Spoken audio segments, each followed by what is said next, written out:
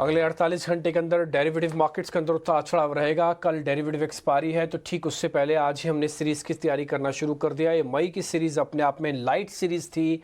Market ने light series का फायदा उठाया और ऑल टाइम हाई को 3 बार टेस्ट किया। अभी भी कल सीरीज खत्म होगी, लेकिन उससे पहले चांसेस हैं कि बैंक निफ्टी हो सकता है फिर से ऑल टाइम हाई को टेस्ट करने के लिए पहुंच जाए। हालांकि वो ब्रेक नहीं कर पा रहा है, लेकिन फिर भी टेस्ट करने की अटेम्प्ट बैक टू बैक रही है। निफ्टी 18,400 के प्राइस बैंड में फंसा हुआ है और कोई बड़ी बात नहीं है कि कल या फिर हो सकता है अगली सीरीज में आपको प्राइस बैंड ब्रेकआउट होता हुआ दिखे। अगर ये नहीं हुआ तो ब्रेकडाउन के लिए भी तैयार रहिएगा। मार्केट अगर प्रॉफिट बुकिंग कराने पे आया तो जून सीरीज में पहले 10 दिन प्रॉफिट बुकिंग के नाम भी रह सकते हैं।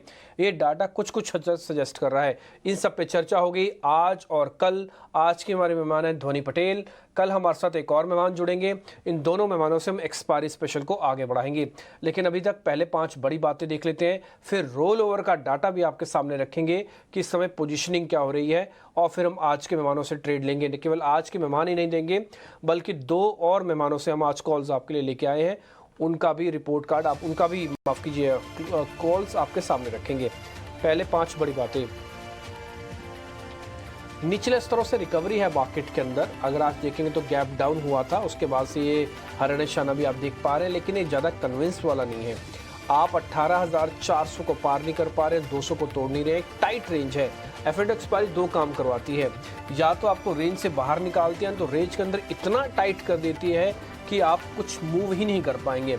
इस बार की एक्सपायरी को देख के ऐसा लग रहा है कि मार्केट अपनी रेंज के साथ ही क्लोज कर जाएगा, 18,200 के इर्द गिर्द रहेगा, और इसके प्लस माइनस 50 पॉइंट आप समझना चाहें तो समझ लें।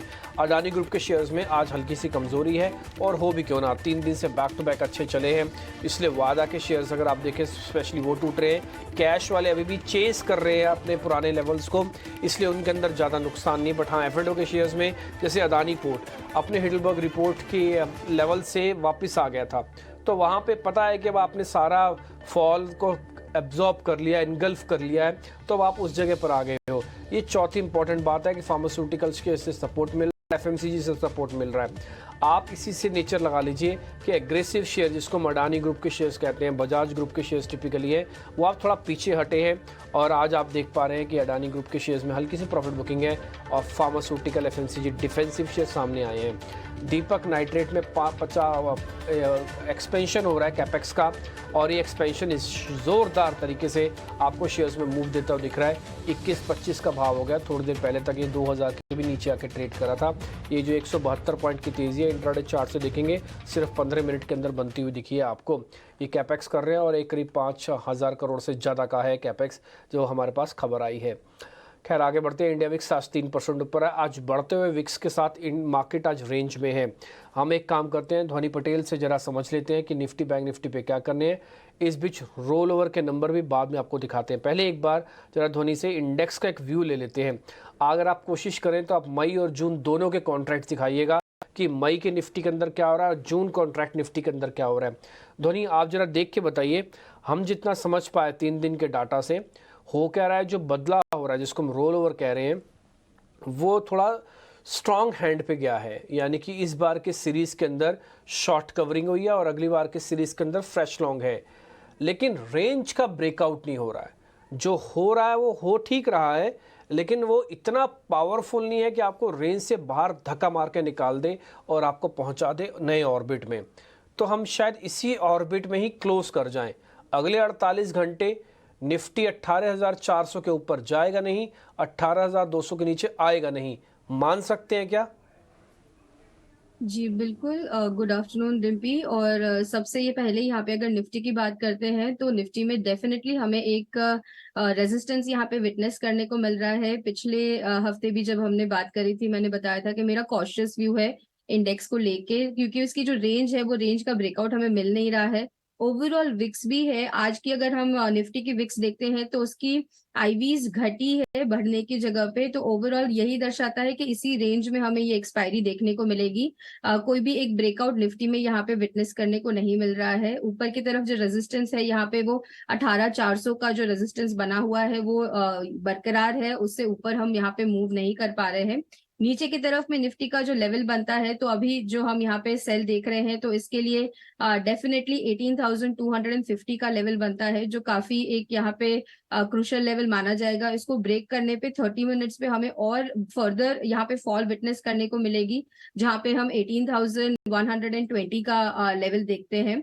ओवरऑल बैंक निफ्टी जो है वो मुझे यहाँ पे ट्रेडेबल कंडीशन में लगती है, क्योंकि ऊपर की तरफ का जो रेजिस्टेंस है वो 41,100 पे आता है। उससे ऊपर हम यहाँ पे बैंक निफ्टी में नहीं देख रहे हैं कोई भी ट्रेड। और शॉर्ट टर्म के चार्ट पे अगर एनालाइज करते हैं तो डेटा ओवरऑल नेगेटिव है, ट्रेंड इसका जो है वो साइडवेज टू नेगेटिव ट्रेंड बना हुआ है।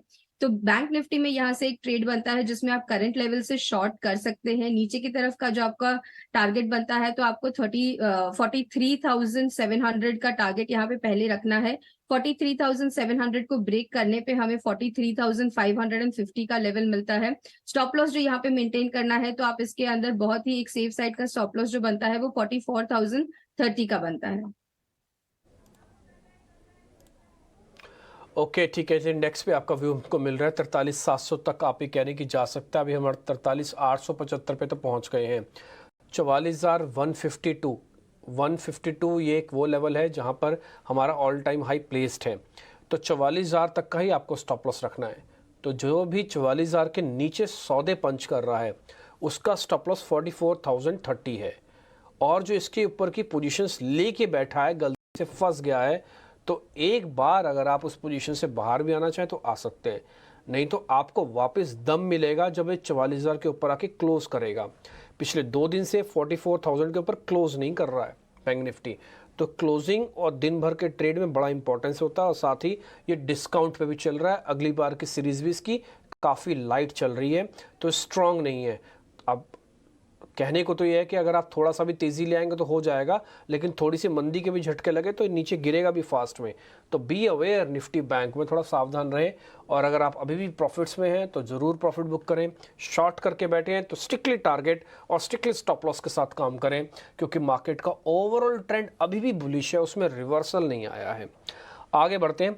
अब हम जरा रोल ओवर का डाटा आपके सामने रखते हैं। निफ्टी का टारगेट स्टॉप लॉस भी आप नोट कर लो। हमने जैसे आपके सामने अभी थोड़ी देर पहले बात भी रख रहे थे कि 18,200 कहीं जाएगा नहीं, 400 के ऊपर आएगा नहीं। आप जो भी टारगेट स्टॉप लॉस देख पा रहे थे उसी रेंज का है। निफ्टी में 39% का रोल ओवर है, बैंक निफ्टी में 47% का रोल ओवर है। ये क्या एवरेज से कम है? तो इसका जवाब है हाँ। क्या ये 3 महीने की एवरेज से कम है? तो इसका जवाब है हाँ। क्या ये सीक्वेंशली यानी कि पिछली मई वाली जो सीरीज गई है उसकी एवरेज से कम है? तो उसका जवाब है ना, नहीं। मई की सीरीज भी कैसी थी, उसका भी लास्ट में आके जो आया था ओपन इंटरेस्ट आया था, नहीं तो वो भी बहुत लाइट सीरीज थी। तो इसे सिक्वेंशियल बेसिस पे, मंथ और मंथ बेसिस पे रोल ओवर के डाटा में कुछ खास बड़ा एक्साइटमेंट नहीं है। हाँ, लेकिन अगर आप 3 महीने की एवरेज के हिसाब से देखेंगे तो आपको अच्छा दिखेगा। अब आप अपनी स्क्रीन पर देख पा रहे हैं हाई रोल ओवर वाले नंबर्स। अच्छा, ये हाई और लो क्यों दिखाए जाते हैं, मैं इसके पीछे का आपको पर्पस बताता हूँ। जो पोजीशन इस बार हाई रोल ओवर के साथ जा रही है और जो लो रोल ओवर के साथ जा रही है, उन्हीं में ही अगले महीने एक्शन होगा। और अगर आपको यकीन नहीं हो रहा तो आप इनकी फोटो खींच कर रख लीजिए। ये 4 शेयर आपकी स्क्रीन पर हैं और जो भी 5 शेयर आपको हमने तेजी वाले दिखाया, 4 शेयर तेजी वाले दिखाए, आप देखेंगे इन्हीं 8 शेयरों में आपको कम से कम 3 शेयर ऐसे मिल जाएंगे जो कि मिड ब्रेक वाले लेवल से पार होंगे। वो कुछ ना कुछ करके ज़रूर दिखाएंगे। ये एक छांटने का तरीका होता है, इसलिए कभी भी मिडल के रोल ओवर्स नहीं चेक किए जाते, हमेशा हाई या लो रोल ओवर ही चेक किया जाता है। और ये अगली सीरीज़ के लिए अपने साथ बैगेज लेके और नहीं लेके जाने वाले शेयर्स होते हैं। नहीं जो लेके जाएंगे वो भी कुछ करके दिखाएंगे, और जो लेके जा रहे हैं वो तो करके ही दिखाएंगे। तो इसलिए इन दोनों शेयर्स को नोटिस करना बहुत ज़रूरी होता है। हमने आपके सामने रखे, आप फोटो खींच लीजिए, लिखिए जैसे आपको ठीक लगता हो। अब हम एक काम करते हैं, अब हम स्टॉक्स के सिलसिले को शुरू करते हैं और आप इस कार्यक्रम में लास्ट तक हमारे साथ बने रहिएगा। प्रशांत सावंत की कॉल्स हम आपको बताएंगे, ध्वनि पटेल्स की कॉल आपको मिलेगी, इसके अलावा सौरभ सिसोदिया की कॉल आपको मिलेगी। तो 3 मजे हुए जो F&O के एनालिस्ट हैं उनकी कॉल्स हम बिल्कुल लास्ट में क्लोजिंग में आपके सामने रखेंगे। लेकिन उससे पहले जो हमने शेयर छांटे हैं वो एक बार ज़रा पता कर लेते हैं। आज के ताज़ा खरीदारी वाले शेयर्स अब आपकी स्क्रीन पर आएंगे।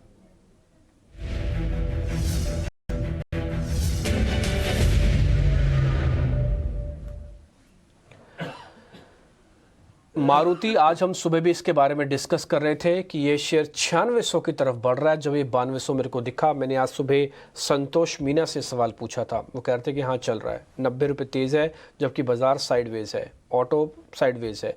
L&T फाइनेंस होल्डिंग ये करीब 3% ऊपर है। धोनी, जरा इन दोनों शेयर्स को चेक कर लो। मेरे को ऐसा लगता है कि ऑटो इंडेक्स का जो रोल ओवर का नंबर है इस बार ना, वो बहुत ही स्पेसिफिक शेयर्स के लिए है। मारुति जैसे शेयर्स के लिए ठीक है, बट बजाज ऑटो के लिए शायद उतना अच्छा ना हो। जी बिल्कुल डिम्पी, यहाँ पे अगर मारुति का चार्ट स्ट्रक्चर भी देखते हैं तो चार्ट स्ट्रक्चर भी यहाँ पे बुलिश साइड का बना हुआ है।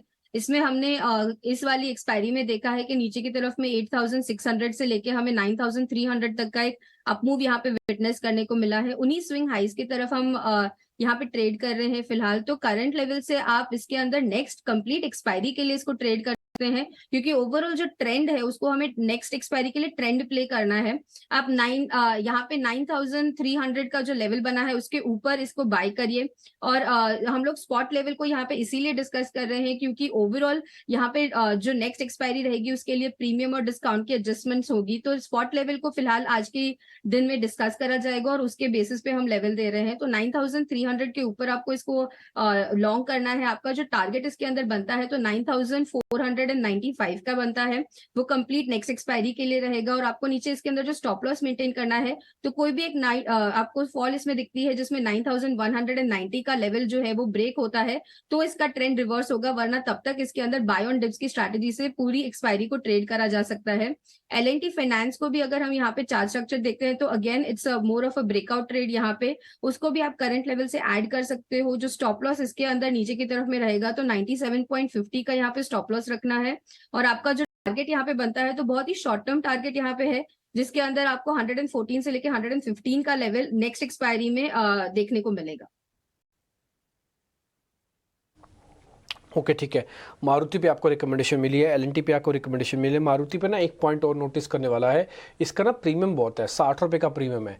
तो स्पॉट और फ्यूचर्स में अगर आप देखेंगे तो 60 रुपये का फ़र्क है। 9000 का शेयर है, 60 रुपये होना स्वाभाविक है, वो आपको प्रीमियम वाली प्लेट्स में दिख जाएगा। तो इसलिए आप उसको वैसे कंसिडर ना करें। जो कैश अभी हमने लिखा ना आपके सामने 9300 जो चल रहा है, जस्ट इसके ऊपर आए तो धीरे धीरे करके पोजीशंस लेना, डिप मिल जाए तब भी पोजीशंस लेना। 9190 पे जैसे माल आ जाए या शेयर आ जाए काट देना, ये आपका स्टॉप लॉस कट गया। नहीं तो फिर ये शेयर चल सकता है। जल्दबाजी नहीं करनी मारुति के अंदर, है ना। एक तो हाई प्रीमियम पे है और दूसरा क्या, शेयर थोड़ा चल गया है तो इसलिए आपको थोड़ा डिप में आना है। तो दूसरा शेयर है L&T फाइनेंस, आपको इस पे टारगेट स्टॉप लॉस मिल जाएगा। 9750 का स्टॉप लॉस है और 115 रुपये तक का टारगेट आप रख सकते हैं। आगे बढ़ते हैं, शॉर्ट कवरिंग के दो शेयर आपकी स्क्रीन पे लेके आते हैं और उन दोनों शेयर्स में AB फैशन है और बलरामपुर चीनी है। काफ़ी दिनों के बाद बलरामपुर चीनी शॉर्ट कवरिंग करवा रहे हैं, तो 4-5 दिन से तो टूट ही रहा था, लेकिन दम तो नहीं लग रहा शॉर्ट कवरिंग में कुछ ज़्यादा। ध्वनि बढ़ जरा चेक करना, बलरामपुर चीनी और AB फैशन। जी बिल्कुल डिम्पी, यहाँ पे आपका और मेरा व्यू सेम है। बलरामपुर चीनी में डेफिनेटली यहाँ पे ट्रेंड भी सपोर्ट नहीं कर रहा है, तो यहाँ पे बलरामपुर चीनी को हम ड्रॉप करेंगे। ABFRL जो है उसके अंदर यहाँ पे मेरा कन्विक्शन बढ़ता है। इसके अंदर जो ओवरऑल ट्रेड भी हमारा बन रहा है तो रिस्क रिवॉर्ड के हिसाब से एक फेवरेबल ट्रेड बनता है। नीचे की तरफ में अगर हम छोटी टाइम फ्रेम पे देखते हैं 30 मिनट्स पे, तो यहाँ पे ट्रेंड इसका पॉजिटिव बना हुआ है।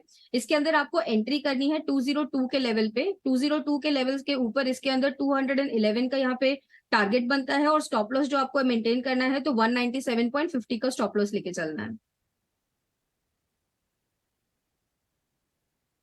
ABFRL के अंदर आप ध्यान रखिएगा, हमने दो शेयर में से एक शेयर को तो ड्रॉप कर दिया, बलरामपुर चीनी नो सौदा इसके अंदर। और बता उसकी वजह मैं बताता हूँ क्यों बलरामपुर चीनी को नहीं करना चाहिए। देखिए इसका ना ट्रेंड पॉजिटिव था, बाद में प्रॉफिट बुकिंग आई और अनवाइंडिंग का प्रेशर बना। ये अगर अनवाइंडिंग आपको एक्सपायरी नहीं होती ना तो मैं कहता कि हाँ ये रुक गई है, ये एक्सपायरी आ गई है।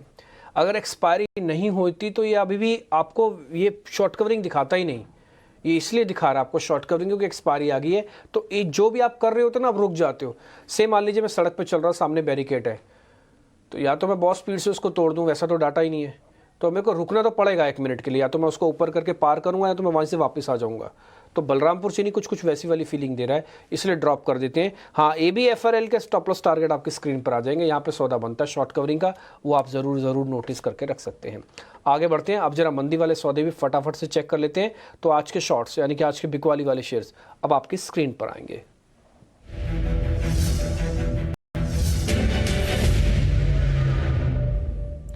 एक तो अशोक लीलैंड है, इसके नंबर्स हालांकि मेरे को तो उतने ख़राब नहीं लगे, बट हाँ ठीक है, फिर भी प्रॉफिट बुकिंग हो रही है, थोड़ा शेयर पहले चला भी हुआ था।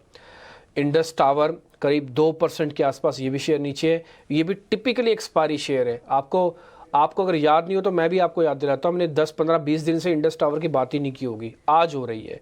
और आप देखना अगले महीने जब हम जून की एक्सपायरी पे जा रहे होंगे ना, तभी इंडस टावर की बात होगी। ये एक्टिव ही सिर्फ एक्सपायरी पे होता है। ध्वनि जरा दोनों के बारे में बता दो, Ashok Leyland, Indus tower.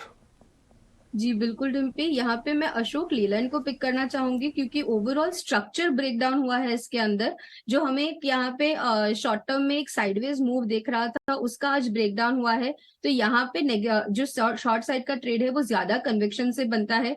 Mean reverting हो रहा है यहाँ पे नीचे की तरफ में। इसका फर्स्ट टारगेट जो है वो आपको 144 का मिलता है, जिसके बाद 142.50 तक का एक डाउनफॉल देखने को मिलेगा। स्टॉप लॉस इसके अंदर जो बनता है तो 151.50 का यहाँ पे स्टॉप लॉस बनता है। ओके ठीक है, तो अशोक लेलैंड पे एक सौदा बन रहा है आज। 2% का ओआई के साथ शेड है। ये जो फ्यूचर अभी आप देख पा रहे हैं ना, इस सीरीज़ के हैं, इसलिए आपको ओपन इंटरेस्ट वगैरह कम दिखेगा। जैसे आप अगली सीरीज़ का कॉन्ट्रैक्ट चेक करेंगे ना, तो आपको ओआई वगैरह पे ज़्यादा से ज़्यादा दिखेगा, क्योंकि सौदे पलटी हो रहे होते हैं। कोई भी मई के अंदर कोई कॉन्ट्रैक्ट लेगा ही नहीं। मैं आपसे बोलूँ कि आप अशोक लेलैंड को शॉर्ट कर दो, तो आप मई कॉन्ट्रैक्ट करोगे क्या? बिल्कुल नहीं करोगे। तो आप जो भी सौदा नया बनाओगे वो जून में बनाओगे। तो इसलिए एक्सपायरी से जस्ट 48 घंटे पहले दोनों कॉन्ट्रैक्ट को चेक करना चाहिए, और ये भी चेक करना चाहिए कि इस बार को जो लोग कौन छोड़ के जा रहे हैं और अगली बार कौन से कॉन्ट्रैक्ट में हम आ रहे हैं। आपके लिए स्टॉप लॉस और टारगेट हमने रख दिया है। और ये जून कॉन्ट्रैक्ट आप देखिए 15% का हुआ है, और अभी हमने जो आपको मई का दिखाया था वहाँ पे सिर्फ 2% था। अब कहाँ 2% और कहाँ 15%, यानी कि जो शॉर्टिंग हो रही है वो अप्रैल जून वाले कॉन्ट्रैक्ट में हो रही है, लेकिन वहाँ पे ज़्यादा दम से शॉर्ट नहीं हो रहा। बस यही मेरे को पॉइंट आपके सामने क्लियर करना था। तो इसलिए हमने इस शो को ना लर्निंग और अर्निंग दोनों के कंसेप्ट से डिज़ाइन किया हुआ है, ताकि यहाँ पे पता भी चले ट्रेड कैसे करना है, और ट्रेडिंग के भी नियम पता चलते चले। आपके लिए स्टॉप लॉस टारगेट आ गया। आगे बढ़ते हैं। अनवाइंडिंग के 2 शेयर हैं ध्वनि, जरा देख के बताइए उनमें क्या करें। नालको और पिरामिल एंटरप्राइजेस।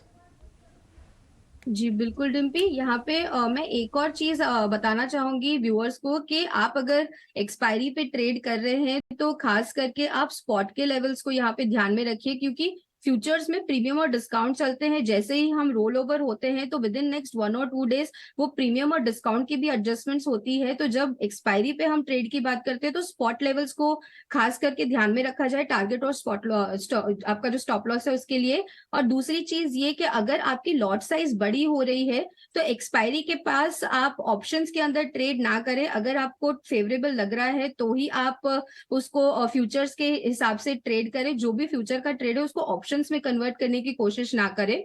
यहाँ पे जो हम यहाँ पे दूसरे स्टॉक्स की बात कर रहे हैं तो यहाँ पे पीईएल में मेरा कन्विक्शन उतना नहीं बनता है, नैल्को में मेरा कन्विक्शन ज्यादा बनता है, क्योंकि आज स्टॉक ने दोनों ही जो इंपॉर्टेंट मूविंग एवरेजेस होती है इसकी 50 और 200 की, दोनों के नीचे फिलहाल ट्रेड कर रहा है। करंट लेवल से आप इसके अंदर शॉर्ट कर सकते हो। आपका जो टारगेट यहाँ पे बनता है तो 79 और उसके बाद 78 का टारगेट बनता है।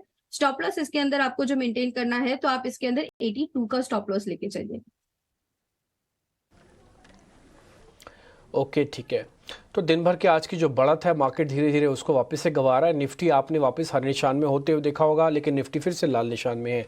एक्चुअली में अगर आज आप डाटा चेक करेंगे ना, तो आपको इतना टाइट और इतना कंफ्यूजिंग डाटा दिखेगा, बुल्स वालों को लगेगा नहीं हमारे फेवर में जा रहा है।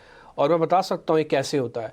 आप ओपन इंटरेस्ट चेक कर लेना सिर्फ, अभी आपके पास शीट नहीं दिखा सकता, नहीं तो अगर आप शीट देखें ना पूरी डालना आप ऑप्शंस की चेन, तो आपको दिख जाएगा ऑप्शंस की चेन टिल्ट टुवार्ड्स या बायर्स।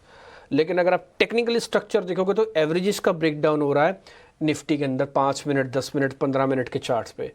तो बियर्स को लग रहा है नहीं हमारे हक में जा रही है बात, और बुल्स को लग रहा है हमारे हक में जा रही है बात। तो इसलिए मार्केट एक टाइट रेंज में रहेगा। इस रेंज के अंदर ऑप्शंस वालों को मार देगा और आपको एज इट इज़ सपाट क्लोजिंग करेगा। इंडिया सीमेंट के नंबर्स आ गए, जल्दी से स्क्रीन पे ले लेते हैं, फिर धोनी अपनी कॉल्स भी आपको बता देंगे। 2 मेहमानों की और कॉल्स भी हैं। धोनी आप इंडिया सीमेंट्स के चार्ट रखिए जब तक मैं इस नंबर्स के बारे में बताता हूँ। अनुमान था 1516 करोड़, आया है 1460 करोड़। इसका मतलब अनुमान अगर थोड़ा कम आया है तो पक्की सी बात है प्रॉफिट और मार्जिन्स को एक बार और चेक कर लेते हैं। अगर वो ठीक है तो मैं आपको अबीटा भी इसका हम जज ही कर सकते हैं कि हाँ कैसे रहा होगा। अभी मेरे पास सिर्फ रेवेन्यू के नंबर्स हैं जो आपको बता रहा हूँ, वो तो अनुमान से कम है। एक और पॉइंट है, शायद इनका घाटा भी हो सकता है जो एडजस्टमेंट आए इंडिया सीमेंट के अंदर, क्योंकि मेरे पास इंफॉर्मेशन जो आ रही है उसके अकॉर्डिंग प्रॉफिट्स के नंबर आने की मैं सिर्फ वेट कर रहा हूँ कि प्रॉफिट कितना रहता है। 114 करोड़ रुपए का इनका एक मुश्त घाटा भी आया हुआ है, वे वन टाइम लॉस है जो एडजस्ट हो गया आएगा, और 61 करोड़ के मुकाबले इनका घाटा आया है इस बार।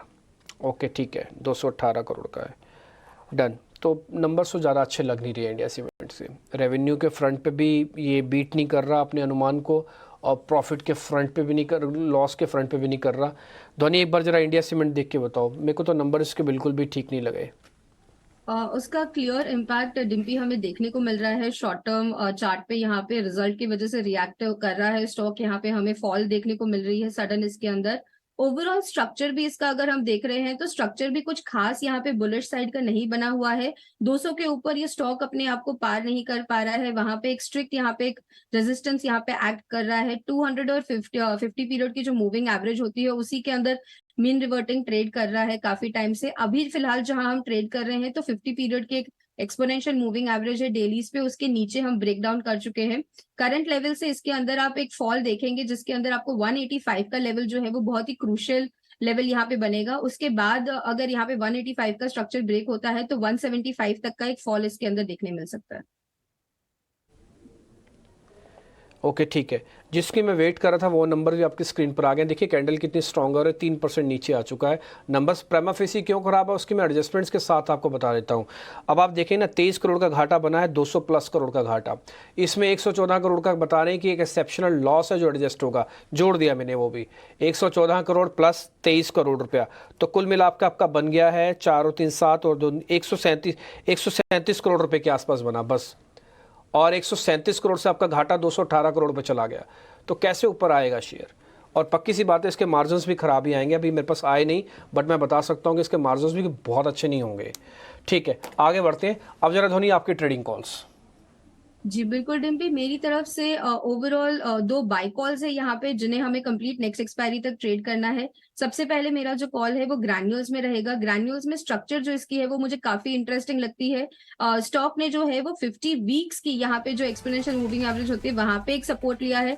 Multiple times in the past also हमने देखा है कि उसी वीकली एवरेज पे यहाँ पे हम सपोर्ट लेके बढ़ते हैं। तो करंट लेवल से आपको उसके अंदर बाय करना है। आपका जो टारगेट यहाँ पे बनता है तो 290 का एक छोटा सा यहाँ पे शॉर्ट टर्म का टारगेट लेके चलेंगे। स्टॉप लॉस मेंटेन करना है तो 276 का लेके चलना है।